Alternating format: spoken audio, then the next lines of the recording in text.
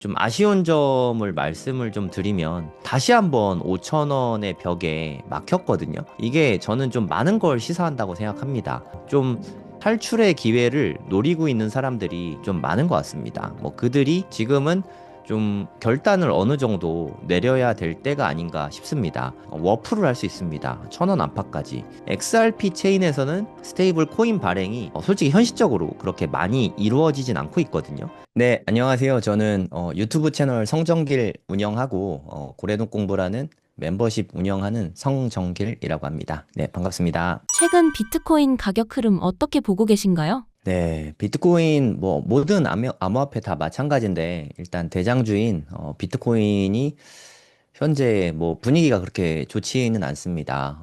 연일 계속 하락하고 있어서 좀 마음이 많이 심란하실 것 같고 요즘에 또 코스피도 많이 오르고 미국 주식도 많이 오르고 금도 최근에 엄청 많이 올랐는데 비트코인만 많이 안 올라서 네, 속상하신 분들이 너무 많으실 것 같아요. 그 부분에 대해서 네, 이야기를 좀 드리도록 하겠습니다.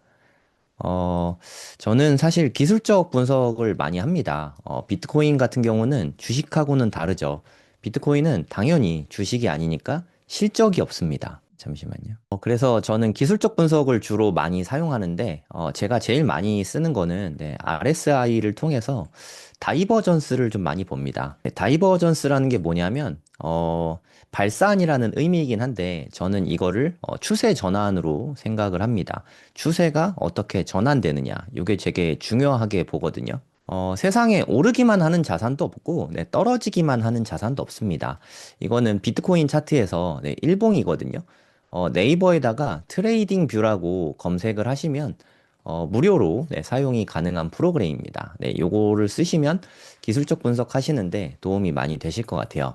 일단 여기에서 저는 RSI가 80, 70 이상 올라온 요게 선이 70인데 70 이상 올라온 요거를 과매수라고 합니다. 그러니까 많이 올라왔다. 그러니까 일종의 과열 지표라고 보시면 되는데 과열 지표가 나온 다음에 그 뒤로 네, 꼭지점만 보시면 되거든요. 고점만 보시면 되는데 고점이 세 번이나 이렇게 경신이 됐어요. 이거를 뭐 기술적 분석 용어로는 트리플 탑이라고 합니다. 고점이 두 개 있으면 더블 탑이고 세 개 있으면 트리플 탑인데 이게 사실 되게 안 좋은 지표예요. 예, 여러모로 이제 위로 올라가는 게 어느 정도 이제 추세가 반전된다. 제가 다이버전스를 추세 전환으로 읽는다고 말씀을 드렸잖아요. 이제는 좀 추세가 반전되고 있는 상황이 좀 진행이 되고 있는 것 같습니다. 이제 조정이 끝났냐? 뭐 거기까지 우리가 알 수는 없지만 조정은 보통 짧고 굵게 나타난 다음에 시간 조정도 같이 가져갈 때가 많거든요. 그래서 바로 오를 것 같다는 생각에 뭐 급하게 매수를 할 필요는 전혀 없는 상태라고 생각이 듭니다. 저는 보통 이렇게 투자를 할 때 추세가 전환되는 요 지점을 되게 중요하게 생각하거든요. 이게 사실 트리플 탑은 하락 다이버전스죠. 하락 지표예요. 이게 하락 다이버전스가 하락의 지표라면 상승을 알려주는 지표도 분명히 있겠죠. 지난 4월 달에 이런 지표가 나왔거든요. 여기서 확인을 해보시면 완전히 뒤집어진 반대의 모습이라고 생각하시면 됩니다. 작년에 3월 초에 급하게 하락이 나오면서 뭐 관세 이슈가 있고 그랬죠. 그때 2월 말 뭐 요쯤에 과매도가 됐습니다. 이게 RSI가 30 이하로 떨어졌을 때 과매도에 들어섰다고 하는데 일봉상으로 과매도에 떨어지고 그 다음에 재차 하락이 나오면서 오히려 이렇게 트리플 바텀이 만들어졌던 걸 알 수가 있습니다. 이렇게 세 번의 바닥을 찍고 그 뒤로 이제 추세가 전환된 거죠. 저는 이런 지점들을 가장 중요하게 생각합니다. 뭐 옛날로 돌아가면 뭐 여기서도 마찬가지로 여기는 이렇게 네 번이나 고점이 나왔는데 네 번까지 나오는 건 사실 되게 드물어요. 보통 한 트리플 더블이나 트리플 탑 정도 만들어지고 우리말로는 양봉, 쌍봉이나 뭐 삼봉 뭐 이렇게 말하는데 아무튼 트리플 탑을 찍고 네, 빠지면서 여기서 최고 저점이 형성됐다고 보시면 됩니다. 저는 제일 많이 신뢰하는 지표가 일봉상에 요 RSI가 30 밑으로 떨어졌나, 과매도에 들어섰나 이 부분을 가장 유심히 지켜봅니다. 근데 아쉽게도 현재 4시간 봉으로는 과매도에 들어왔어요. 이게 4시간 봉이거든요. 4시간 봉으로는 과매도에 들어오긴 했는데 아직까지 완전히 추세가 전환된 걸로 생각하려면 저는 일봉까지 이제 과매도에 들어와야 된다고 생각하거든요. 4시간 봉으로 봤을 때는 과매도권에 들어오긴 했는데 일봉으로 봤을 때는 아직까지는 네, 과매도에 살짝 아주 살짝 못 미쳤습니다. 30.49. 현재 한 30.48, 49, 요 정도 되거든요. 요 부분을 보시면 됩니다. 네, 시세가 계속 변동하니까 RSI도 지금 변하고 있는 건데, 요 부분이 30 밑으로 좀 떨어지면 이제 과매도권에 들어갑니다. 그런 다음에 뭐 몇 번을 더 하락할지 몰라요. 추세가 반전될 준비를 하고 있다. 뭐 저는 그렇게 생각을 합니다. 그럼 일단 기술적 지표상으로도 여기서는 지지선이 있어요. 그래서 짧은 반등은 나올 만한 자리라고 생각이 듭니다. 하지만 아직 뭐 과매도선에 급하게 들어가진 못해서 조금 더 하락이 나오고, 네, 그 다음에 좀 반등이 나오고, 한 번 더 빠지면 바닥권에 근접할 거라는 생각은 듭니다. 하지만 뭐 아직 뭐 지표가 명백히 나온 게 없어서 제가 이런 말씀을 드리기는 좀 섣부른 것 같고, 대략 한 1, 2주 안에는 어느 정도 좀 결과가 나올 걸로 네, 생각이 됩니다. 그래서 여기서 확인을 해보시면 한 번 더 빠질 가능성은 있어 보여요. 근데 여기가 아까 말씀드렸던 지지선이라고 말씀드렸는데 지지선이 뚫리게 되면 그럼 더 많이 빠질 수 있거든요. 그래서 대략 저는 저점을 한 90K 안팎 정도 보고 있습니다. 뭐 실제로 어떻게 나타날지 모르지만 여기서 플러스 마이너스 한 10% 정도 차이가 아닐까 생각합니다. 그리고 비트코인을 투자하다 보면 급한 하락이 나오면 정말 많이 빠질 때가 있어요. 그럴 때는 저는 이 저점을 많이 보는 편이거든요. 4월의 최저점이 74K였습니다. 74,000달러. 우리나라 가격으로는 한 1억 1천만 원 정도, 요 정도 됐거든요. 그래서 제가 생각하는 저점은 한 요 정도 바라보고 있습니다.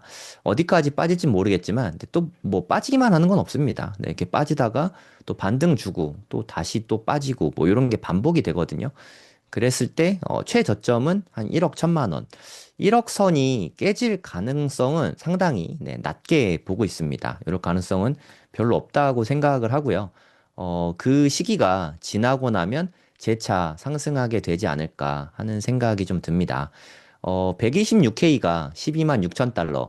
우리나라 가격으로 1억 8천만 원이 살짝 안 됐어요. 업비트 기준으로.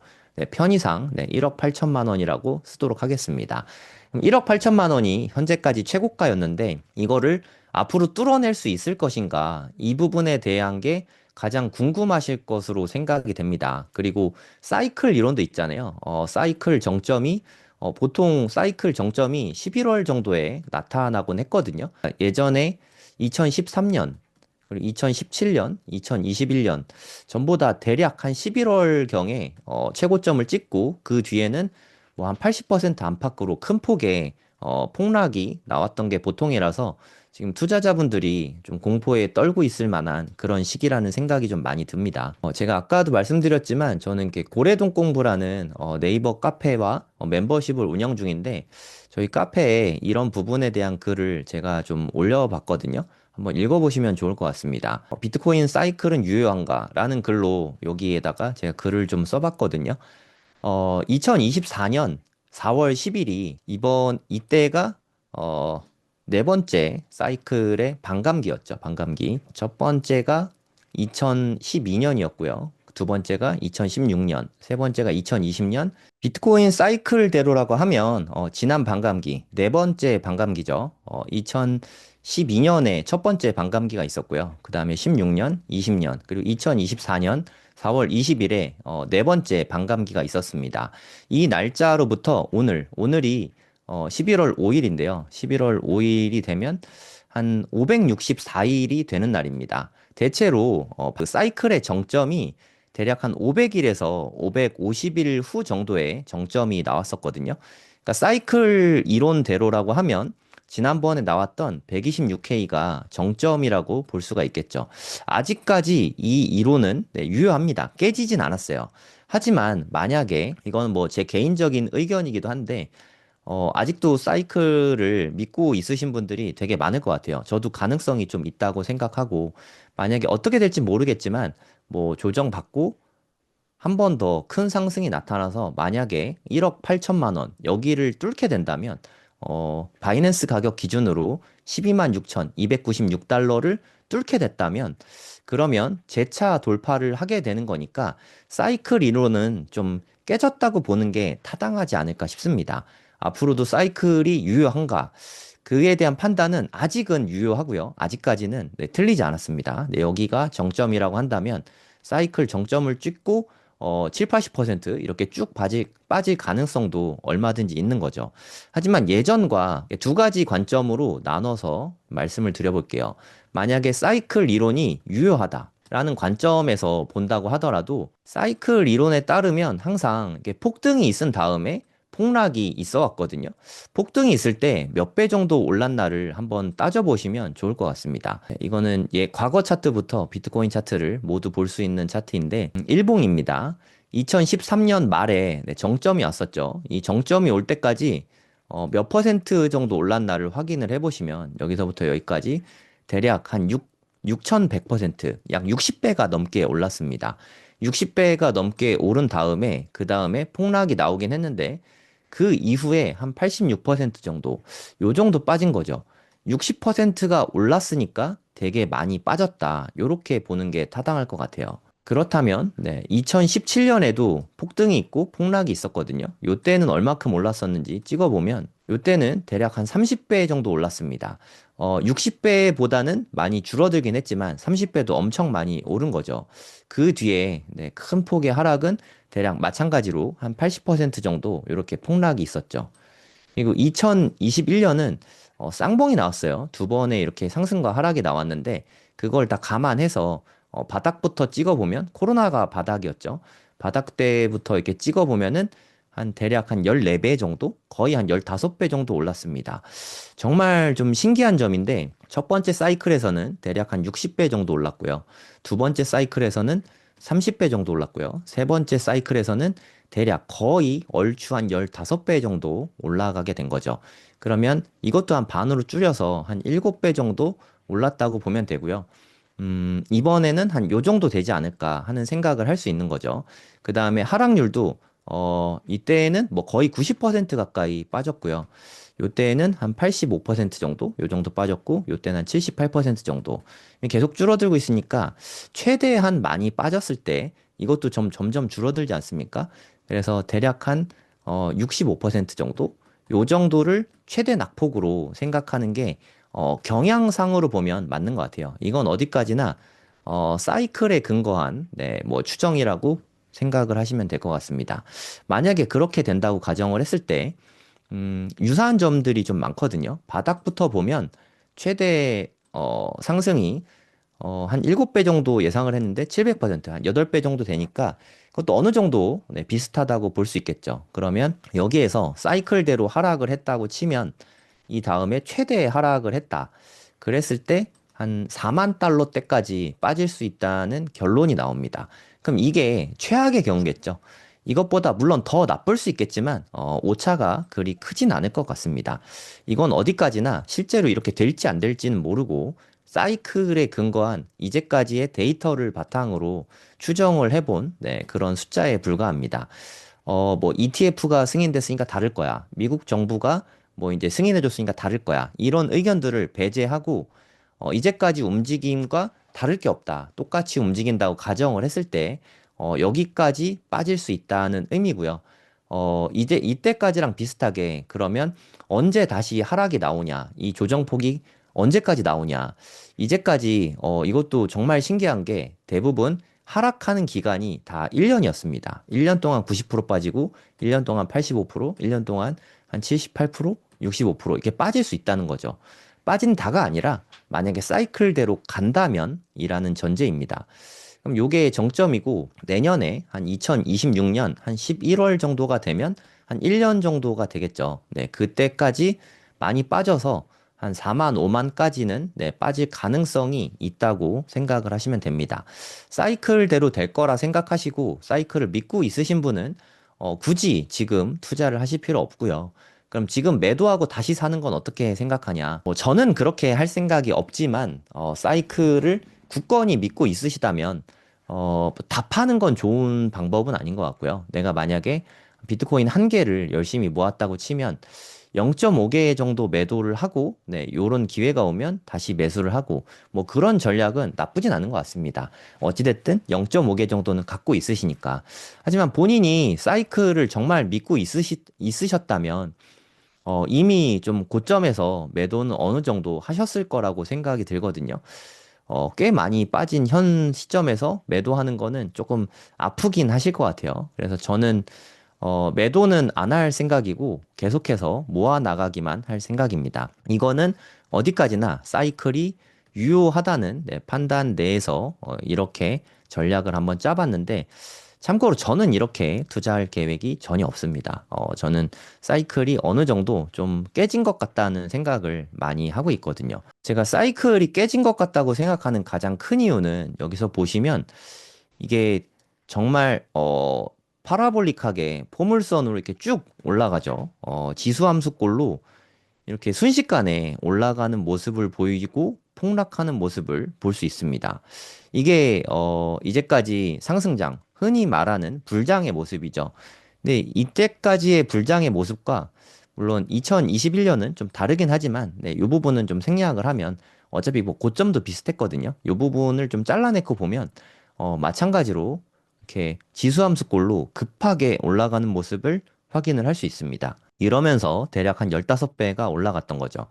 근데 이번엔 7배가 오른 건 맞는데 숫자로만 보면 맞기는 맞는데 이게 계단식 상승을 했거든요. 이제까지 이렇게 사이클을 지나면서 계단식으로 이렇게 올라간 적은 단 한 번도 없었거든요. 이번이 물론 최초로 나타나는 뭐 모습인데 그게 사이클이 유효한가?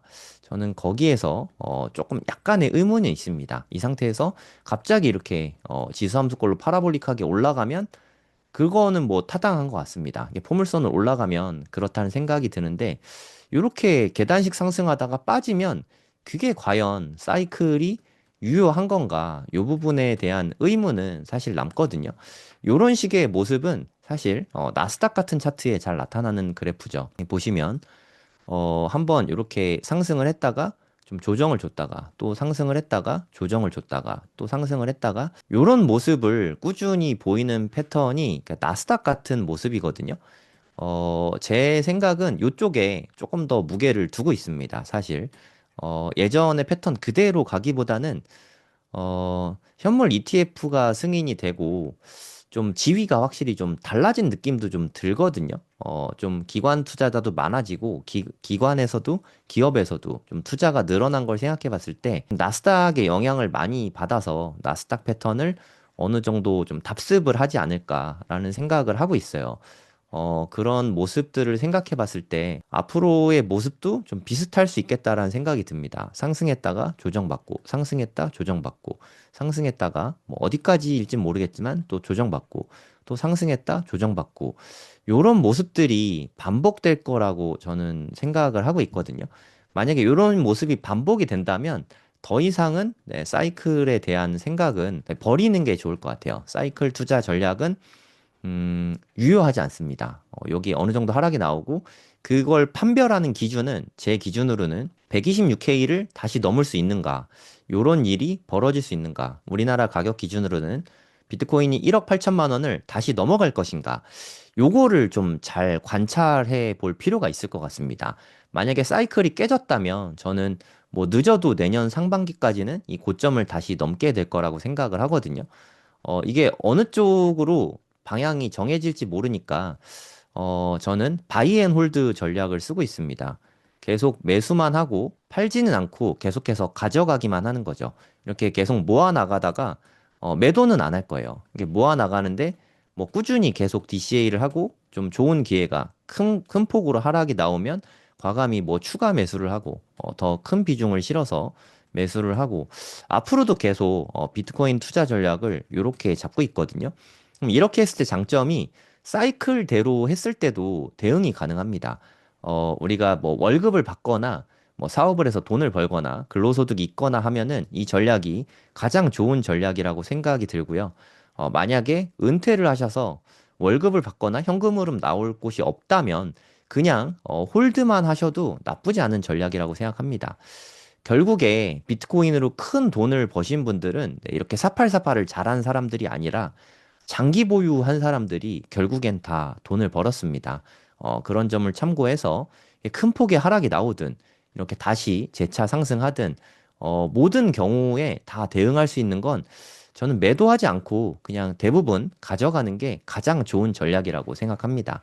단, 단기 자금이 필요하신 분들 있죠. 뭐 예를 들어서 내년에 뭐 전세금을 올려줘야 된다거나 집 살 계획이 있다거나 뭐 자녀분이 결혼을 한다거나 뭐 이런 중요한 돈 쓸 일이 목돈 쓸 일이 있으신 분들은 그만큼에 맞춰서 네, 미리 팔아두는 거는 좀 필요하다고 생각합니다. 그건 어떤 면에서는 리스크 관리를 제대로 한다고 할 수 있겠죠. 그래서 제가 생각한 전략은 일단은 좀 지켜볼 겁니다. 그냥 좀 지켜보다가 정말 큰 폭의 하락이 나오면 이만하면 됐지 싶은 수준으로 제 생각에 지난 저점인 한 7만 4천 달러 밑으로 떨어지기는 쉽지 않다고 생각하거든요. 우리나라 가격으로는 한 1억 1천만 원 정도 됩니다. 요 근처에도 안 올 가능성이 높습니다. 지금 한 1억 4,700만 원 정도 되죠. 제가 생각했을 때 한 8만 달러대까지 간다고 치면 대략 한 1억 3천만 원 근처?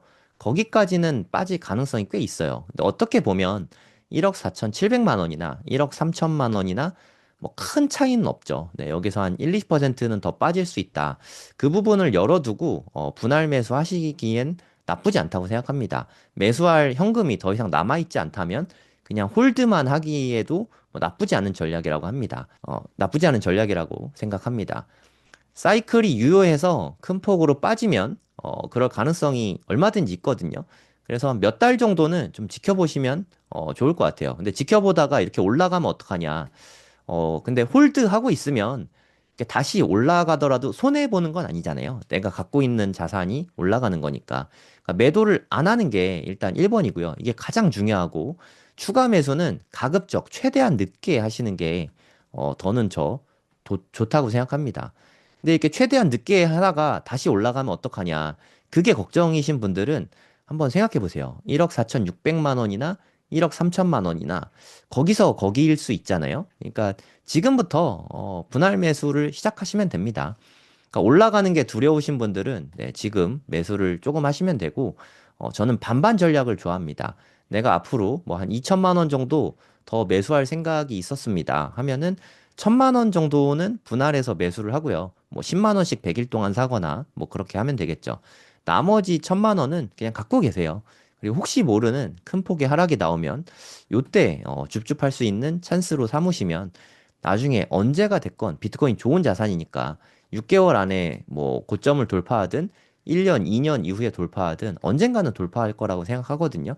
그날을 위해서 비트코인을 모아가시면 되지 않을까 그렇게 생각을 합니다. 최근 블랙록, 피델리티 등 자산 운용사들의 비트코인 ETF를 통한 자금 유입 및 유출 흐름은 어떤가요? 네, 비트코인이 지금 큰 폭으로 하락이 나오고 있습니다. 큰 폭으로 하락이 나오는 이유는 매수세는 적어졌고 매도세가 많아졌을 때 이런 현상이 나오게 되는데요. 이거를 좀 세 부분으로 나눠서 생각해 보면 좋을 것 같습니다. 일단 ETF 자금은 어떻게 되고 있는지, 그리고 트레저리 컴퍼니라고 하죠. 그러니까 가장 대표적인 게 스트래티지, MSTR과 뭐 메타플래닛 이런 회사들이 있습니다. 세 번째 주체는 저 같은 개인이라고 생각을 할 수 있는데요. 일단 ETF 자금 흐름은 아주 손쉽게 확인을 할 수 있습니다. ETF 자금 흐름에 대해서 네, 이렇게 차트로 매일 꾸준히 뭐 파사이드 인베스터 네, 여기 가면 다 볼 수가 있거든요. 가장 비중이 큰 게 아이비트인데 블랙록 여러분들도 다 아실 거예요. 블랙록의 아이비트 흐름만 봐도 네, 손쉽게 알 수가 있습니다. 그동안은 네, 흐름이 좀 양호했었는데 최근 한 일주일을 보면 큰 규모로 자금이 빠져나가고 있습니다. 2억 9천만 달러, 1억 5천만 달러, 거의 2억 달러. 이렇게 연일 자금이 빠져나가고 있으면서 비트코인의 하락을 좀 주도하고 있는 느낌입니다. 일단 그게 첫 번째 요인이라고 생각이 들고요. 두 번째 요인은, 이게 사실 어떻게 보면 저는 더 큰 요인이라고 생각을 하거든요. 원래 이 마이클 세일러가 CEO로 있는 스트래티지라는 요 회사가 비트코인을 가장 열심히 매수하는 주체였습니다. 스트래티지닷컴에 들어가면 현재까지 매수하고 있는 걸 일황을 이렇게 다 볼 수 있습니다. 매주 발표를 하고 있거든요. 좀 살펴보시면 작년부터 모습을 좀 살펴보도록 하겠습니다. 작년부터 매수의 폭이 상당히 커졌거든요. 숫자를 좀 잘 보시면 좋을 것 같아요. 3,000개, 12,000개, 9,000개, 만 개, 2만 개, 2만 개, 5만 개, 5만 개, 15,000개, 2만 개, 15,000개. 이게 일주일에 한 번씩 매수를 하는 건데 일주일에 무려 만 개씩 매수를 하는 모습을 볼 수 있죠. 비트코인을 1억으로만 계산해도 만 개면 1조거든요. 1조 워치를 매주 심지어 뭐 요때는 한 6조 되겠죠. 6조 워치를 한 주에 매수를 하고 그랬던 어마어마한 주체였는데 올해부터는 그 분위기가 조금 달라졌어요. 올해는 2월 달에 2만 개, 3월 달에 2만 개, 이때까지만 해도 그렇게 나쁘진 않았습니다. 4월 달에 만 개, 5월 달에 만 개, 지금 최근에도 만 개, 2만 개 이렇게 매수를 하고 있다가 최근에는 1만 개 이상, 8월 달 이후로는 1만 개 이상 매수하는 게 아예 없어졌고요. 그리고 그나마 많이 매수했던 게 8월과 9월에 3,000개, 4,000개, 2,000개, 요 정도 매수한 게 최대치입니다. 그 이후에 최근 한 2개월을 놓고 보면 1,000개를 넘은 적이 없습니다. 네, 확인이 가능하죠. 근데 갑자기 이렇게 뭐 한 5만 개씩 사던 비트코인을 왜 지금은 100개, 200개, 300개 요 정도밖에 못 살까? 요 부분에 대해서 좀 생각을 해볼 필요가 있거든요. 그게 가장 큰 이유는 사실 프리미엄이 떨어지고 있기 때문에 그렇습니다.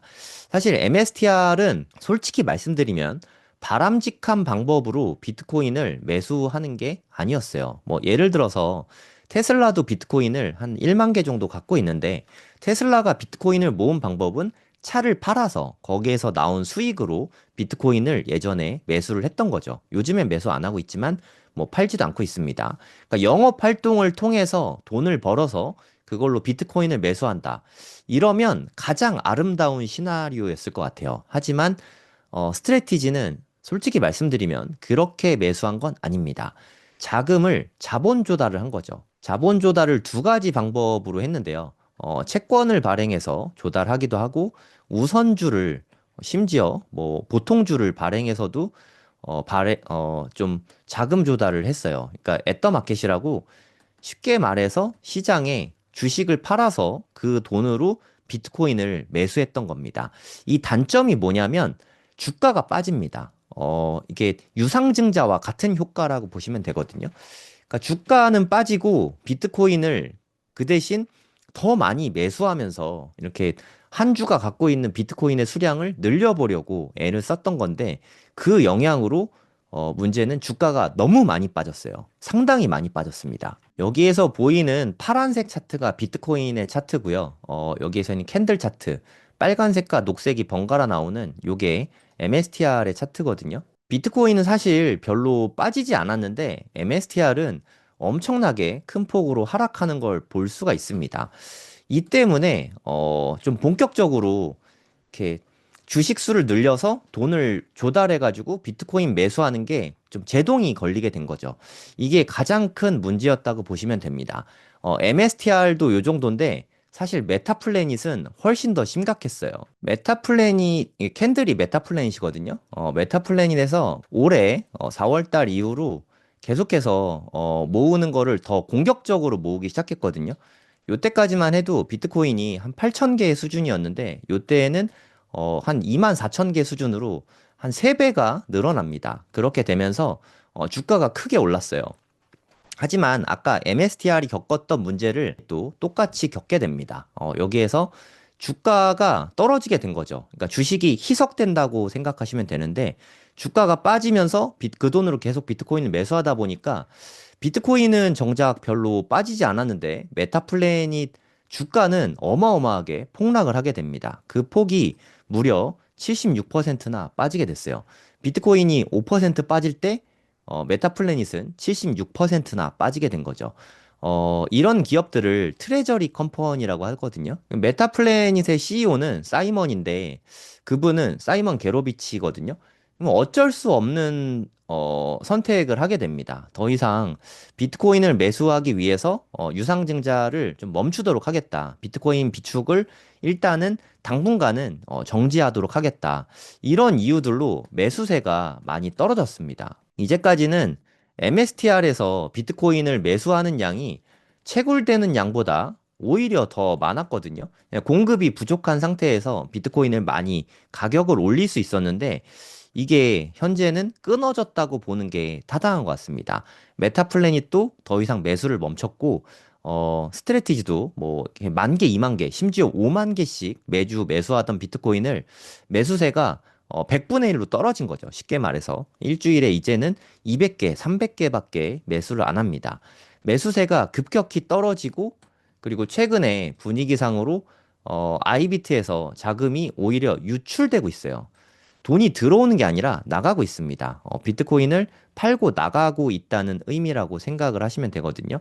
이런 현상들이 겹쳐서 지금 비트코인의 하락을 주도하고 있구나. 이렇게 보시면 됩니다. 그러면 비트코인 가격의 반전은 언제 올 것인가? 이제까지 정말 가장 제가 신기하게 생각하는 부분은 아까 사이클에 대해서 말씀을 드렸는데 이제까지 뭐 2017년의 상승, 2013년의 상승, 2021년의 상승은 모두 다 개미 투자자, 저희 같은 개인 투자자들이 매수를 하면서 비트코인 가격을 올려왔거든요. 근데 지금은 구글 트렌드로 검색을 해봐도 요때가 2000년, 2021년 요때입니다. 2021년에는 구글 트렌드 검색량만 봐도 알 수 있지만 상당히 인기가 많았거든요. 이 년도의 모습이고요. 그리고 지금이 현재의 모습입니다. 관심이 없어요. 네, 이때에 반 정도도 관심이 없습니다. 작년 3월쯤에 잠깐 반짝했다가 최근 2년 동안은 아무도 비트코인에 관심이 없거든요. 이 말은 무슨 뜻이냐면 개인들은 비트코인에 뛰어들지 않았다. 이렇게 보면 타당할 것 같아요. 그럼 개미들은 어디에 투자하고 있냐? 개미들은 대부분 현재는 주식 쪽으로 많이 이동이 있었던 것 같습니다. 그래서 미국 주식도 현재 많이 올라갔고 코스피마저도 좀 많이 올라가는 그런 모습을 보이고 있는 걸로 생각이 됩니다. 그럼 집 떠나간 개미들이 이제 비트코인으로 다시 돌아오는 게 이게 가장 핵심이라고 생각이 들거든요. 그럼 이들은 언제 비트코인에 다시 돌아올 것인가? 이 부분에 대해서 가장 궁금하고 저도 이 부분에 대해서 가장 생각을 많이 하고 있거든요. 네, 비트코인은 예전과 다르게 좀 지위가 좀 달라졌다고 생각해요. 그렇게 빠졌다고 하는데도 현재 1억 4천만 원이 넘어가지 않습니까? 그리고 빠지는 것도 예전 같았으면 엄청나게 폭락을 했을 것 같은데 항상 이렇게 반등을 주면서 올라가는 모습이 있습니다. 이 말은 어떻게 보면 매수 대기자가 생각보다 많을 수 있다라는 생각도 좀 들어요. 이제 더 이상 빠질 만큼 빠지고 팔 사람 다 팔았을 때, 그때가 어떻게 보면 기회가 될 수도 있을 것 같습니다. 근데 그게 뭐 시간 조정이 언제까지 올지 모르니까 급하게 서두를 필요는 없다고 생각이 들고요. 좀 충분히 기다린 다음에, 요 정도면 됐겠지 싶더라도 한 방에 사면 안 되고, 네, 분할해서 투자를 하면 좋다고 생각합니다. 비트코인에 대한, 뭐랄까요, 부정적인 생각? 시장에 공포가 찾아왔을 때, 요때가 바닥이라고 생각이 들거든요. 바닥을 한번 정확하게 찍고 나면, 그 뒤부터는 네, 강한 상승이 또다시 나올 수 있다고 생각합니다. 저는 지난 뭐 2월, 3월, 4월에 요 하락이 한 6개월, 7개월 전인데 아직도 네, 생생하게 다 기억이 납니다. 이때 시장이 끝났다는 그런 내러티브가 되게 팽배했어요. 하지만 시장은 언제 그랬냐는 듯이 다시 반전이 되고 최고가도 네, 훌쩍 다시 넘게 됐죠. 이런 일이 앞으로도 좀 반복될 거라고 생각합니다. 이제는 끝났다 하는 좀 비관론이 시장을 좀 휩쓸었을 때 그때가 바닥이 아닌가 싶어요. 네, 그럴 때 좀 줍줍하면 또 큰 폭의 상승을 다시 맛보게 될 거고, 네, 이거는 사이클하고는 좀 많이 다르다고 생각을 하시면 됩니다. 그럼 사이클 투자가 깨졌을 때를 전제하고 말씀드리는 거니까, 요럴 때 분할해서 매수하면 또 다시 최고점을 넘어가고, 계속해서 상승과 조정, 상승 조정을 반복하면서 올라가는 이런 나스닥 차트 같은 모습이 나타나지 않을까, 뭐 저는 그렇게 기대를 하고 있습니다. 그때쯤에 그리고 주식도 승승장구만 할 순 없잖아요. 주식도 계속 오르다가 이미 조정을 큰 폭의 조정을 받기 시작했는데 주식도 뭐 빠지게 되겠죠. 주식은 빠졌는데 비트코인 바닥을 찍고 반등을 하게 되면 오히려 비트코인 쪽으로 가격이 몰릴 수 있는 그런 시장이 만들어질 가능성이 있다고 생각합니다. 그때 개인들이 뛰어들면 그때가 다시 비트코인이 최고점을 넘어갈 수 있는 시기라고 생각합니다. 저는 올해 빠르면 올해 나타날 수도 있는데 올해 나타나기는 다소 어려움이 있을 수 있다고 생각하고 한 26년 상반기 정도에 충분히 이런 현상을 바라볼 수 있을 것 같습니다. 올해는 좀 어떻게 될지는 모르지만 좀 지지부진하다가 좀 시간 조정도 좀 많이 겪고 시장에 비관론이 좀 팽배했을 때 그때 다시 반등을 하면서 하는 사이에 금세 2억이 되는 뭐 그런 그림을 한번 그려봅니다. 현재 XRP 시장 흐름 어떻게 보고 계시나요? 한국인들이 상당히 좋아하는 알트코인 중에 이 XRP라는 코인이 있거든요. 리플이라고도 하죠. 리플에 대해서 궁금하신 분들도 되게 많으실 거라고 생각합니다. 그래서 저는 가감 없이 리플에 대한 이야기를 좀 드려보고 싶어서 네, 말씀을 좀 드려볼게요. 리플은 좀 역사가 깊은 편이죠. 이거는 리플의 주봉입니다. 리플의 주봉, 업비트 차트인데요. 2018년도에 리플은 거의 뭐 왕자에 가까웠다고 생각해요. 그때 단번에 거의 5천 원 가까이, 초반에 한 300원도 안 하던 네, 리플이 거의 20배 가까이 올라가면서 네, 많은 사람들을 열광하게 했던 코인이라는 생각이 듭니다. 근데 유독 한국인들이 리플을 좋아했기 때문에 리플이 강력하게 오르니까 어쩔 수 없던 부분이라고 생각은 드는데요. 주봉으로 봤을 때 리플이 이렇게 강력하게 올랐다는 건 불과 4주에 불과합니다. 한 달밖에 안 되는 시간이었죠. 한 달 동안 이렇게 미친 듯이 오르던 리플이 무려 거의 5천 원 가까이 4,900원을 넘었다가 너무 짧은 시간에 다시 원래 자리로 이렇게 되돌아와 버렸거든요. 그래서 뭐 200원, 300원, 400원에 머무른 시간이 되게 깁니다. 그리고 뭐 코로나 때는 일시적으로 100원대까지 이렇게 빠지기도 했었거든요. 리플 투자하시는 분들이 가장 어려웠던 점은 이게 2017년이고요. 이때가 2021년인데 2017년에 고점에 한 반 정도밖에 못 올라갔습니다.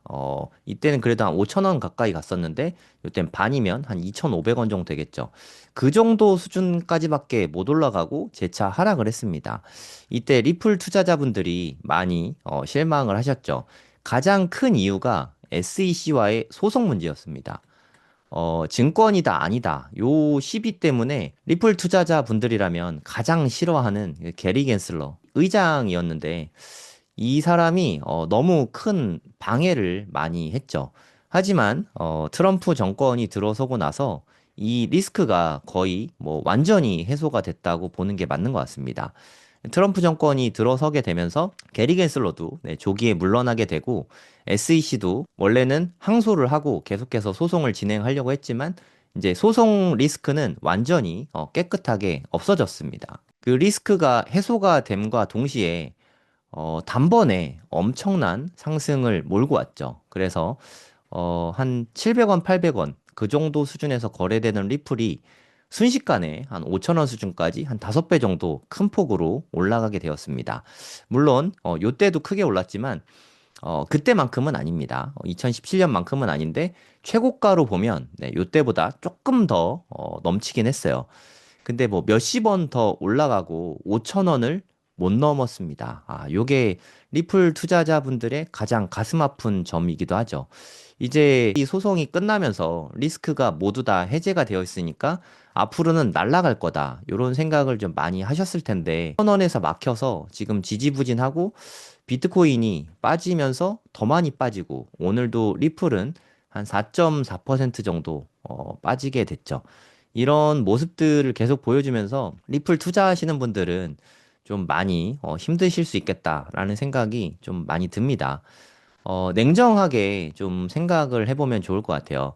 요때 리플이 많이 올라갔던 게 뭐 두 가지 이유라고 생각합니다. 첫 번째는 SEC와의 소송이 이제 끝나면서 리스크가 이제 해소됐다. 요런 내러티브가 하나 있었던 것 같고요. 두 번째는 중앙금융가의 연계 덕분에 앞으로 리플은 되게 많이 오를 거다. 요 두 가지 이유 때문에 많이 올랐다는 생각이 좀 들거든요. 뭐 이렇게 빵형이라고 불리는 그분도 이 덕분에 그 인기도 되게 좀 많이 올라가고 트럼프랑 사진도 찍고 뭐 그런 모습을 보여주면서 큰 상승을 이어가고 좀 기대치도 많이 올라갔었던 것 같아요. 근데 좀 아쉬운 점을 말씀을 좀 드리면 요때 4월 달에 바닥을 찍고 재차 상승을 할 때 다시 한번 5천 원의 벽에 막혔거든요. 이게 저는 좀 많은 걸 시사한다고 생각합니다. 좀 예를 들어서 이 가격쯤에 매수했던 사람들이 한번 큰 조정을 겪었잖아요. 미국의 관세 이슈 때문에 엄청나게 많이 빠졌었는데, 아, 내가 이 가격만 되면 매도를 해야지. 흔히 말하는 좀 물려 있는 사람? 뭐 이렇게 기술적 분석할 때는 뭐 시체가 많다라고도 이야기를 하거든요. 그러니까 올라가려고만 하면 매도를 해서 탈출이라고 하죠. 탈출의 기회를 노리고 있는 사람들이 좀 많은 것 같습니다. 뭐 그들이 매도를 하면서 계속 올라가지 못하고 빠지고 있는 것 같아요. 하지만 아직 한국에는 리플에 좀 기대를 많이 갖고 좀 어떻게든 탈출을 하려고 하시는 분들이 꽤 많은 것 같거든요. 지금은 좀 결단을 어느 정도 내려야 될 때가 아닌가 싶습니다. 사이클대로 가서 만약에 폭락이 나온다 치면 리플은 다시 또 큰 폭에, 여기에 매물대가 되게 큰데 여기를 깨고 내려가면 여기 매물대 없이 올라왔잖아요. 그러면 한 번에 워프를 할 수 있습니다. 1,000원 안팎까지. 그거를 생각해서 어느 정도 리스크 관리는 좀 필요하다고 생각을 합니다. 나는 리플에 대한 절대적인 확신이 있어. 나는 올라갈 거라고 확신한다. 뭐 그렇게 생각하시는 분들은 그냥 쭉 다 가져가셔도 되는데 대부분은 리플이 오를 거라고 생각해서 투자를 하셨을 거라고 그렇게 보이거든요. 그러면 지금은 물론 어떻게 보면 여기가 매물대니까 지지선이 돼서 반등 자리이기도 합니다. 여기서 반등이 나올지 이걸 뚫고 큰 폭으로 떨어질지 어떻게 보면 갈림길일 수 있거든요. 지금은 비중을 약간 줄이는 것도 방법인 것 같습니다. 리플을 이때쯤부터 투자하셨다면 이 정도 수익만 해도 사실 작지 않은 수익일 거라고 생각을 하거든요. 그리고 뭐 4천 원 정도에 매수하셨다면 한 30% 정도 지금 물려 있으실 텐데 마이너스 30% 손실을 보고 있으실 텐데 이게 너무너무 고통스럽다면 이게 너무 고통스럽다는 의미는 어떻게 보면 XRP에 대한 확신이 없다는 뜻이기도 합니다. XRP에 대한 확신이 없으니까 이렇게 마이너스 30%가 나왔을 때 스트레스를 많이 받고 있는 걸 수 있거든요. 그런 상황이라면 차라리 비중을 좀 줄이는 것도 나쁘지 않겠다는 생각이 좀 듭니다. 지금은 좀 리플이 솔직히 말씀드려서 좀 힘든 상황이 아닌가 하는 생각이 들어요. XRP가 원래는 중앙은행이랑 연계를 해서 앞으로 뭐 쭉쭉 뻗어나갈 걸로 다들 기대를 하고 있었는데 난데없이 스테이블 코인에 붐이 불었죠. 스테이블 코인을 발행할 때 리플 기반으로 발행하는 양은 현재는 그렇게 많지는 않은 것 같습니다. 뭐 탑3를 꼽아봐라 하면 이더리움이 현재는 1위인 것 같고 그리고 트론 네트워크가 스테이블 코인 발행하는 또 주요한 네트워크가 되고 있습니다. 그리고 솔라나 체인 요렇게 세 개 정도가 이더리움이 현재는 압도적이고요. 요렇게 세 개 체인이 많이 쓰이고 XRP 체인에서는 스테이블 코인 발행이 솔직히 현실적으로 그렇게 많이 이루어지진 않고 있거든요.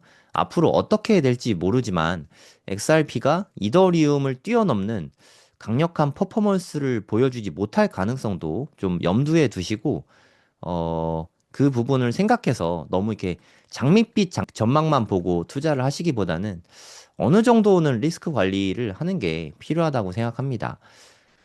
내가 뭐 좋다고 생각해서 그리고 나는 XRP에 대한 신뢰가 있어서 매수를 하셨다고 쳐도 내 생각대로 흘러가지 않을 가능성도 있잖아요. 그리고 뭐 한 2016년부터 오랜 시간 리플을 투자해 오셨다면 이미 수익도 작지 않으셨을 거라는 생각이 좀 듭니다. 비중을 조금 줄여서 현금을 좀 갖고 있으면 지금 같은 또 하락장의 위기가 좀 닥쳐올 염려도 있잖아요. 이런 시기에 어떻게 보면은 좀 리스크 관리가 더 중요한 부분이 아닌가. 다 먹으려고 하기보다는 만약에 내가 한 반 정도를 팔았다. 그 상태에서 상승이 나왔다. 이러면 속상하기보다는 어찌됐든 내가 갖고 있는 반은 오른 거잖아요. 이래도 네, 기쁘게 생각할 수 있고, 혹시나 네, 이렇게 큰 폭의 하락이 나오면 이렇게 매도한 걸로 재매수를 할 수 있는 기회도 있으니까 리스크 관리 차원에서 비중은 조금 줄여두는 것도 나쁘진 않다고 생각합니다. 지금 가격이 너무 마음에 안 든다면 조금 반등이 나왔을 때 매도를 하는 것도 방법이죠. 비중을 조금 줄여두는 건 지금 시점에서 뭐 나쁘지 않은 선택이라고 생각을 합니다. 이따가 알트코인에 대해서 말씀을 좀 드리긴 할 텐데, 지금 알트코인 시장이 전반적으로 좀 많이 안 좋습니다. 알트코인의 대장주라고 하는 이더리움마저도 5,000달러를 못 넘고 있어요. 그러니까 XRP가 5,000원을 못 넘고 있는 것처럼 이더리움 또한 5,000달러를 못 넘고 있거든요.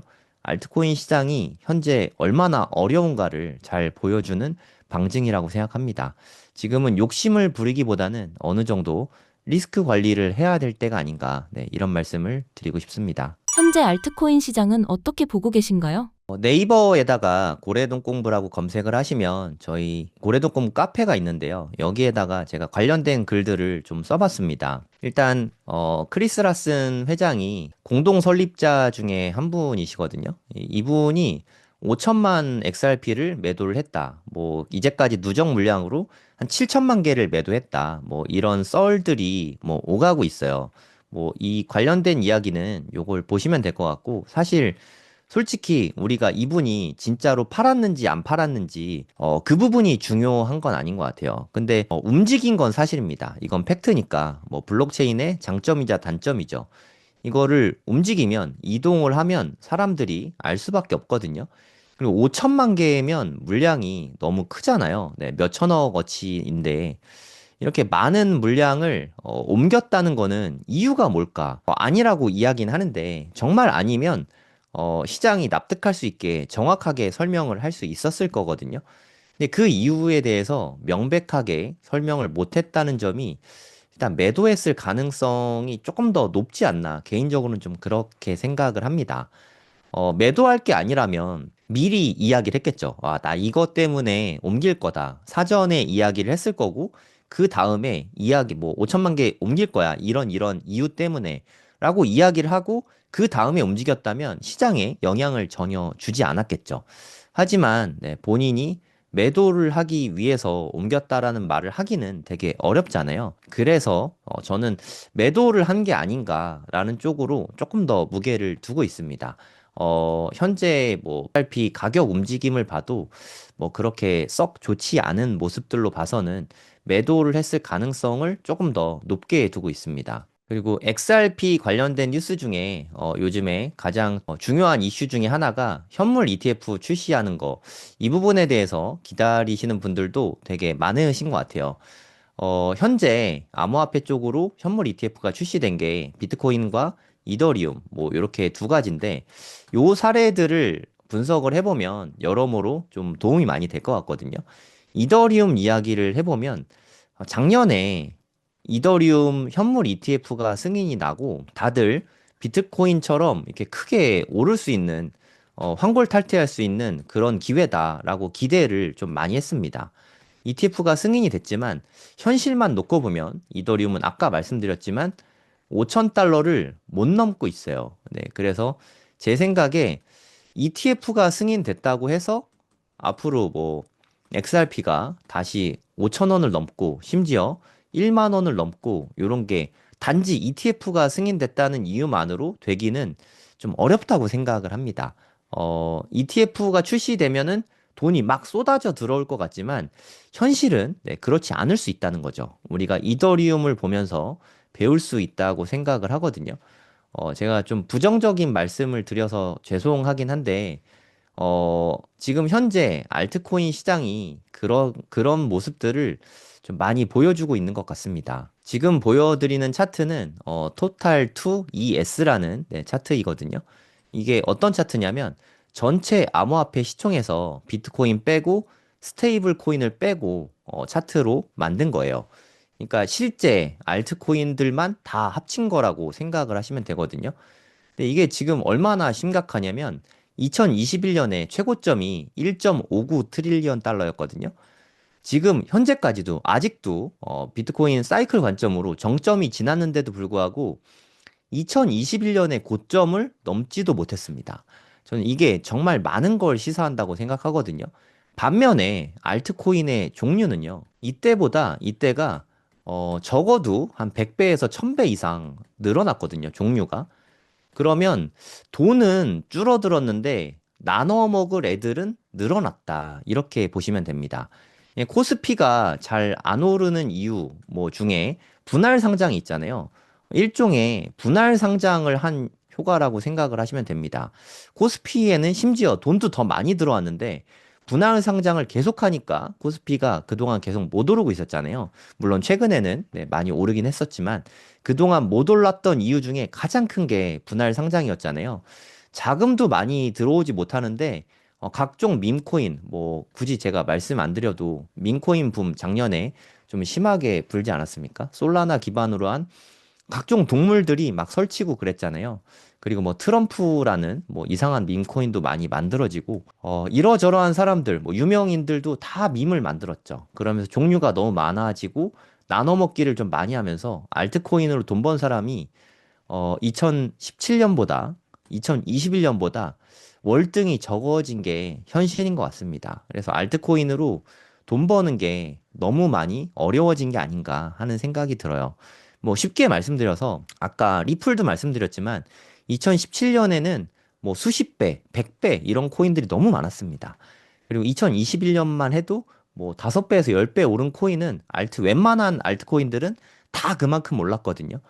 근데 현재는 최고점을 대비했을 때 여기를 넘어선 알트코인 자체가 그 수가 너무 적어요. 네, 이런 게 알트코인 시장을 보여주는 큰 그림이라고 생각이 듭니다. 제 생각엔 냉정하게 한번 생각을 해보시고 암호화폐에 투자를 하고자 하신다면 앞으로도 알트코인보다는 비트코인 위주로 투자를 하시는 게 훨씬 더 유용하다고 생각합니다. 근데 비트코인 너무 비싼 거 아니냐? 예, 비싼 건 맞는데요. 하나에 뭐 한 1억 5천만 원 정도 한다고 치겠습니다. 근데 비트코인을 매수하는 게 1억 5천만 원을 다 넣어야 되는 건 아니잖아요. 뭐 쉽게 설명을 해보죠. 엔비디아 뭐 너무 비싸죠. 지금 너무 많이 올라서 뭐 200달러가 넘었으니까. 하지만 뭐 예전에 뭐 한 20달러, 30달러 수준에 샀어도 10배의 수익을 얻을 수 있었다는 거죠. 그 옛날에는 뭐 0점 몇 달러였는데 0.1달러 하던 게 2달러 혹은 뭐 20달러 너무 비싸다라고 생각할 수 있지만 좋은 주식이니까 거기에서도 또 10배를 올라가게 됐겠죠. 그러니까 비트코인은 정말 좋은 종목이니까 지금 가격이 뭐 한 1억 5천만 원 되게 비싸게 느껴질 수 있는데 10년 후가 되면 이렇게 엔비디아처럼 또 10배가 돼서 15억이 될 수 있는 자산이니까 가급적이면 암호화폐 투자를 하실 때 비트코인 위주로만 투자를 하시는 게 여러모로 좋다고 생각합니다. 11호 부동산 대책 이후 현재 서울 부동산 상황을 전해주신다면요? 구글에다가 KB 주간 시계열이라고 검색을 하시면 이렇게 KB 부동산 링크가 나오거든요. 그래서 주간 아파트에서 요 엑셀 파일을 다운로드 받으시면 됩니다. 그럼 주간 시계열 요게 매주 발표가 되거든요. 이게 그 파일인데 현재 서울시장의 분위기를 네, 상당히 잘 나타내 준다고 보시면 됩니다. 주간 상승률을 나타내는 건데 이게 붉은색 계열이면 네, 크게 상승하고 있는 거고요. 푸른색 계열이면 네, 빠지고 있는 거다. 뭐 이런 데 좀 푸르스름하죠. 그래서 지방 부동산과 현재 뭐 서울 부동산은 차이가 뭐 상당히 크다고 보시면 되고요. 서울 부동산은 상승세가 진짜 엄청나다고 보시면 되겠습니다. 전세 증감을 봐도 전세가가 특히나 뭐 강동구나 광진구 요런 데는 전세가가 상당히 큰 폭으로 오르는 거를 확인하실 수 있습니다. 최근에 부동산에서 뭐 전월세 구해 보신 분들은 아실 수도 있겠지만 전월세 구하기가 너무 어려워졌어요. 그러니까 물량이 없습니다. 전세 매물 자체가 너무 예전에 비해서 좀 확연히 줄어든 것 같아요. 사실 최근에, 그러니까 작년에만 해도 뭐 둔촌주공의 입주 물량이 대략 뭐 한 12,000세대? 뭐 엄청난 세대가 들어오니까 요 영향으로 인해서 전월세가 풀리면서 세가가 좀 떨어지지 않겠냐, 요런 의견이 있었는데 생각보다 그동안 좀 공사비 상승이 여기까지 야기가 된 것 같아요. 공사비가 오르니까 신축하기가 좀 많이 어려워졌죠. 그래서 많은 사업들이 좀 멈추게 됐습니다. 거기에다가 요즘에 오피스텔 투자 이런 거 정말 인기 없잖아요. 그리고 뭐 빌라 투자, 빌라 짓는 사람 자체가 너무 없습니다. 빌라를 지어서 판다고 해도 세금 부담 때문에 또 여러 가지 규제도 있고 공사비도 많이 올라가지고 빌라 짓는 건설하는 곳 자체가 되게 많이 줄어들었어요. 요런 애들이 어떻게 보면 전월세 시장을 조금 더 공급을 더 늘려주는 효과가 있었는데 그 효과가 현재는 사라진 상태죠. 아파트도 많이 줄어들어 있는 상태고 이런 말씀을 되게 좀 조심스러울 수도 있지만 이 경향이 앞으로는 훨씬 더 심해질 것 같아요. 저도 그래서 좀 걱정이 많이 되거든요. 그리고 정부 정책이 전세자금 대출까지 좀 규제를 하는 그쪽까지 향하게 된 것 같습니다. 뭐 냉정하게 말해서 집값을 잡는 가장 효율적인 방법은 대출 규제고 대출 규제 중에서도 전세자금 대출을 규제하는 건 정말 많은 큰 대출 규제를 하고 있다라고 보는 게 맞거든요. 대출을 규제한다는 것 자체가 시중에 자금을 줄이니까 집값을 좀 덜 높이는, 집값을 안정화시키는 데는 크게 기여를 한다고 생각합니다.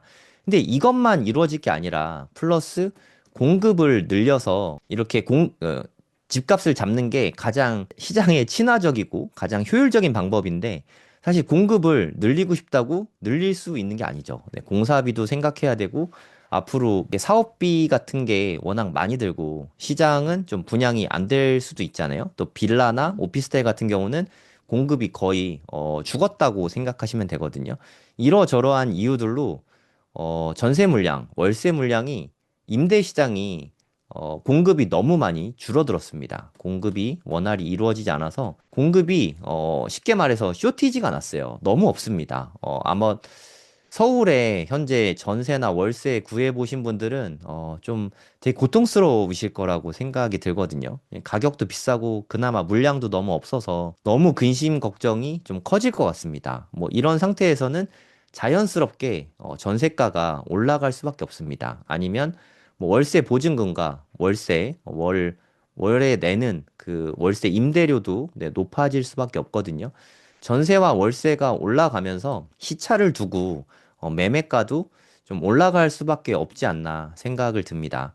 그러면 지금 매수하는 건 어떻게 생각하냐? 그러니까 매수를 할 수 있다면 저는 해도 나쁘지 않다고 생각하거든요. 그냥 단순하게 생각을 해보시면 지금 코스피가 많이 올랐죠. 저는 우리나라 집값은 코스피랑 관련이 없지 않다고 생각하거든요. 예를 들어서 삼성전자에 뭐 5만 원대 투자하신 분들이 지금 뭐 10만 원 넘었다고 치면 두 배 수익을 얻었잖아요. 그럼 여기서 돈 번 걸로 우리나라는 성향상 부동산으로 갈아타고 싶은 마음이 큽니다. 미국 주식으로 돈 번 사람들도 역시 익절하고 부동산으로 갈아타고자 하는 욕구. 뭐 어떻게 보면 에셋 파킹이라고 하거든요. 좀 안전자산으로 네, 옮기고자 하는 욕구이죠. 네, 요런 사람들이 좀 많이 생길 수밖에 없다고 생각합니다. 그럼 전세가가 오른다는 얘기는 매매가가 그대로 있다고 치면 갭이 줄어들죠. 예, 그래서 자연스럽게 매매가도 오를 수밖에 없다고 생각해요. 그게 어느 시점인지는 모르겠지만 여러분들도 만약에 서울에 인서울이면 가장 좋죠. 인서울 구석지도 괜찮냐? 저는 뭐 지하철역 다니고 어느 정도 1000세대 이상의 대단지라고 하면 별로 고민할 필요가 없다고 생각합니다. 거기에다가 어느 정도 좀 10년 이내 신축이라면 안 오르기가 더 어려운 시장이라고 생각합니다. 뭐 일시적으로 하락하고 뭐 그런 고민을 안 해도 되는 시기라고 생각해요. 이렇게 돈 번 사람들이 앞으로 부동산을 매수하려는 사람들이 더 많이 생기지 않을까 생각이 듭니다. 그럼 코스피가 앞으로 떨어지면 어떡하냐? 뭐 떨어질 수 있죠. 근데 뭐 오르기만 하는 건 없으니까. 코스피가 좀 떨어져도 저는 그래도 어느 정도는 더 올라가면서 코스피가 그동안 너무 많이 눌려 있었기 때문에 코스피가 좀 AI 영향도 있고 조금 더 올라갈 여지는 있다고 생각을 하거든요. 그럼 그 사람들이 부동산에 더 매수를 촉진시키지 않을까 생각이 듭니다. 그러니까 단계별로 말씀을 드리면 일단 전세 물량이 너무 없습니다. 공급 물량이 그동안 너무 없었기 때문에 전세가가 오르고 그리고 돈번 사람들이 생기면서 부동산 매매가도 자연스럽게 올려주게 되지 않을까 뭐 그런 생각이 좀 듭니다. 서울 이외의 광역시 부동산 분위기는 어떤가요? 네, 저는 부동산 시세를 이렇게 추세를 볼 때, 먼저 매매가를 먼저 보기보다는, 저의 경우에는 보통 이렇게 매매가보다는 전세가를 먼저 보거든요. 전세가 먼저 움직이는 경향성이 그동안 좀 많았어요. 그래서 이거는 좀 실수요잖아요. 전세는 누가 봐도. 전세가가 오르고 있다는 얘기는 실수요자들이, 수요는 많은데 공급은 부족하다. 수요가 좀 더 늘어나고 있다. 이렇게 보는 게 타당하거든요. 근데 여기 부산 먼저 말씀드릴게요. 부산의 경우를 보면 일단 전세가가 전반적으로 다 오르고 있진 않고요. 주요 지역들 위주로 이렇게 어느 정도 오르곤 있습니다. 강서구 같은 경우는 네, 공급 물량이 좀 있어서 좀 빠지고 있으니까 강서구는 좀 조심하시고요. 사하구랑 강서구는 좀 가깝죠. 네, 이들을 제외하고는 대부분은 네, 전세가가 올라가고 있거든요. 최근까지도 부산에 좀 부동산 시장이 그렇게 좋지는 않은데, 향후 차차 좋아질 가능성이 높다고 생각합니다. 그러니까 좀 상대적으로 비선호 지역들이기도 합니다. 뭐 영도구나 사하구, 강서구 그런 데를 제외하고는 동구나 뭐 동래구, 남구 뭐 요런 수영구 그리고 해운대구 요런 데는 나쁘지 않거든요. 시간이 지나면 전세가가 올라가면서 부동산 시장도 차차 살아나게 되지 않을까 생각이 듭니다. 그래서 아직 급하게 서두를 땐 아니지만 어느 정도 좀 바닥은 좀 지나가지 않았을까 생각이 좀 들거든요. 좀 처분하게 올라가고는 있는데, 지금은 좀 그 속도가 조금씩 빨라지고 있는 듯한 느낌이 듭니다. 대구는 부산보다 훨씬 더 부동산 시장이 안 좋았죠. 너무너무 안 좋았던 대구의 시장인데, 아직도 매매가는 좀 상당히 많이 떨어지고 있습니다. 전반적으로 계속 떨어지고 있는데, 언제가 바닥일 것이냐, 이 부분이 좀 제일 중요한 부분 아니겠습니까? 중구 쪽은 좀 변화가 나타나기 시작했고, 대부분은 좀 반전이 시작되고 있다고 보는 게 타당할 것 같아요. 특히나 수성구는 다시 수성구가 대장이잖아요. 네, 수성구는 또 더 많이 살아나고 있는 모습을 보여주고 있습니다. 수성구를 중심으로 해서 뭐 중구나 서구 이쪽도 좀 좋아지고 있고요. 전세 시장이 되게 안 좋았습니다. 뭐 대구 가보신 분들은 알겠지만 신축이 워낙 많다 보니까 시장이 완전 무너졌었는데 좀 바닥은 찍고 올라오고 있는 듯한 느낌이다. 이렇게 보는 게 타당할 것 같아요. 대구를 보시면 상당히 오랫동안 마이너스였거든요. 여기 뭐 되게 심각했죠. 2022년부터 21년, 22년부터 시작했던 마이너스가 한 5년을 찍고 나서 이제 반등이 시작했거든요. 그래서 대구 역시도 전세가가 먼저 반응을 해서 올라왔으니까 매매가도 이제 올라갈 여지가 있지 않을까 뭐 그렇게 보고 있습니다. 인천도 좀 조심스러운 이야기긴 한데 인천 아직은 반등이 나왔다고 보기는 좀 애매한 것 같아요. 조금 더 시간이 필요한 것 같습니다. 인천도 뭐 부산 못지않게 많은 분들이 거주하고 있는 곳인데 입주 물량이 좀 많았던 게 이유인 것 같고요. 인천은 뭐 좀 죄송스러운 말씀이지만 항상 좀 뒤늦게 오르는 시장이라서 인천은 좀 인내심이 좀 많이 필요할 것 같습니다. 대전이나 광주도 아직은 그렇게 좋아 보이진 않아요. 그러니까 제가 생각했을 때 부산과 대구는 좀 어느 정도 좀 추세가 반전되고 있는 중인 것 같고요. 울산은 반전되기 시작한 지가 꽤 됐습니다, 사실. 울산은 좀 상승이 가장 빨리 나올 만한 그런 곳이라고 생각합니다. 그래서 제가 광역시 위주로 말씀을 드리긴 했는데 전반적으로 경상도 지역에 있는 뭐 광역시급 네, 이런 도시들의 뭐 실거주 중이신 분들이라면 실거주 목적으로 지금 내 집 마련하는 것도 나쁘진 않다고 생각합니다. 하지만 다른 지방들은 좀 시간이 더 필요할 것 같습니다. 그리고 세종시도 관심 많으신 분들이 좀 있으실 테니까 세종시도 좀 상당히 안 좋았었잖아요. 21년, 22년 뭐 이럴 때 좀 많이 안 좋았었거든요. 여기 색깔이 파란색이 엄청 짙은 색깔이죠. 상당히 안 좋았었지만 지금은 마이너스가 끝나고 이제 전세가가 플러스로 좀 돌아서기도 했거든요. 아직 매매가에 적극적으로 반영이 안 되고 있지만, 좀 조만간, 세종시도 좀 큰 폭의 상승이 나올 가능성은 있다고 생각합니다. 하지만 중요한 건 세종시는 정부 정책의 영향을 정말 많이 받는 도시이기도 하거든요.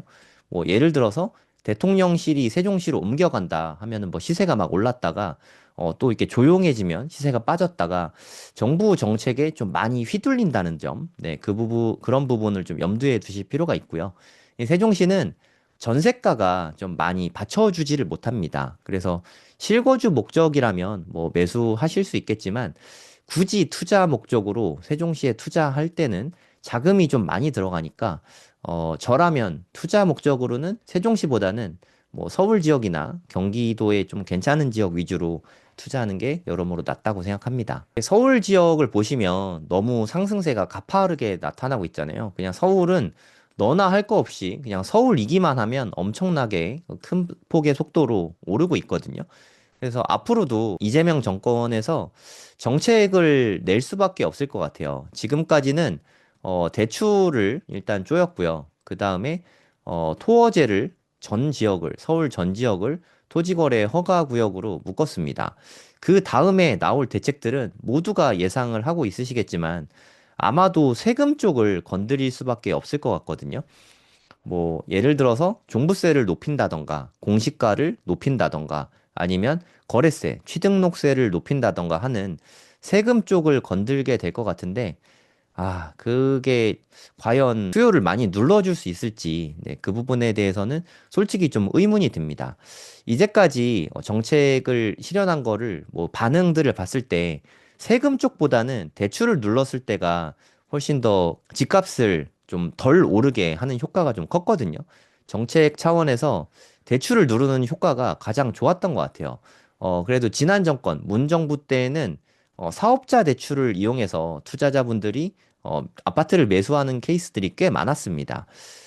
그거를 이재명 정권은 너무 잘 알고 있는 것 같아요. 그래서 모든 종류의 대출을 좀 건들고 있는, 관리를 하고 있는 듯한 느낌이 들거든요.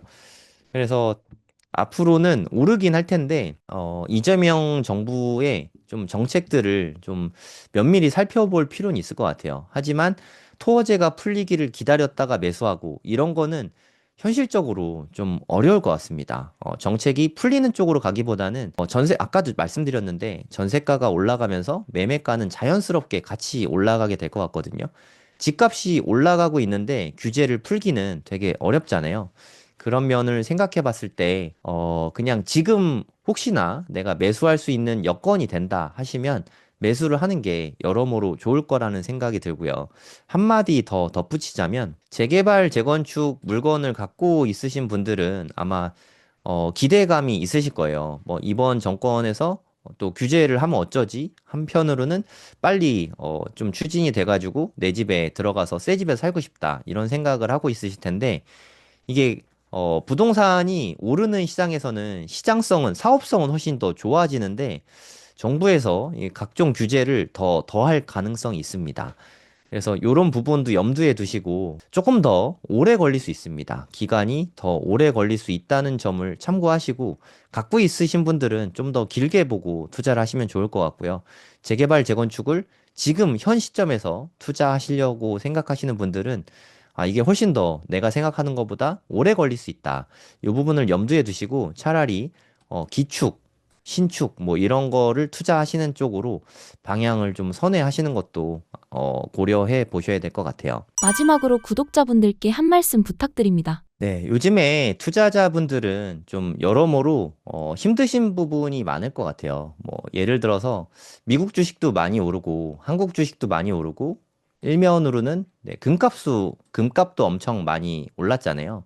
이런 모습들을 보면서 내가 많이 올라가는 자산에 투자를 못했다는 생각이 들면 너무 자괴감에 빠질 수 있습니다. 2021년에 뭐 벼락거지 열풍도 그런 부분과 같은 맥락이라고 생각이 들거든요. 내가 여기에 뭐 예를 들어 금을 예로 들어볼게요. 금을 좋은 때 투자 못해서 수익을 못 얻었다는 이유로 네, 금을 이 시점에 들어가는 건 저는 올바른 생각은 아닌 것 같아요. 그러니까 모든 자산은 오르기만 하는 자산도 없고, 네, 떨어지기만 하는 자산도 없다고 생각하거든요. 저는 다음번 차례를 좀 기다리고 좋은 자산을 검색하면서 지금은 좀 현금을 모아야 하는 그런 시기라고 생각을 합니다.